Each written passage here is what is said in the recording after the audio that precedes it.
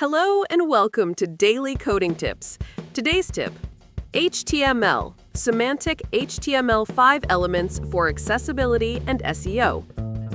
Many websites are built using excessive div elements, leading to div soup. This makes it difficult for search engines and assistive technologies, like screen readers, to understand the structure and content of the page, harming SEO and accessibility. Let's see how a typical web page structure might look using only div elements. Notice how it's hard to infer the meaning of each section without additional CSS classes. Semantic HTML5 elements provide meaning to the structure. Now it's clear what each section represents without relying solely on div IDs and CSS classes. This improves accessibility and SEO.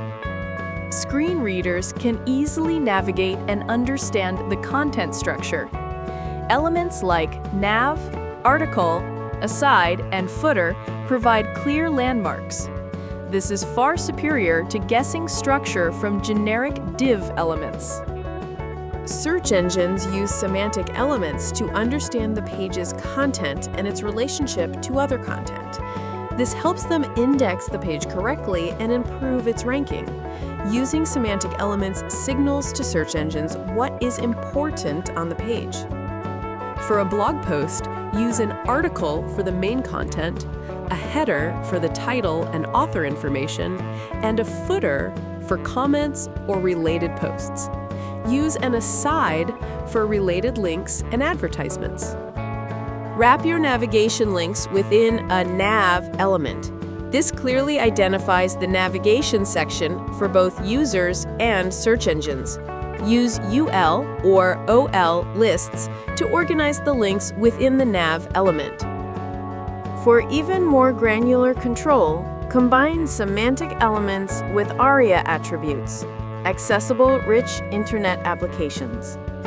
ARIA attributes can provide additional context for assistive technologies. For example, use ARIA label to provide a descriptive label for a nav tag. Use the figure element to encapsulate images, diagrams, or code snippets along with their captions.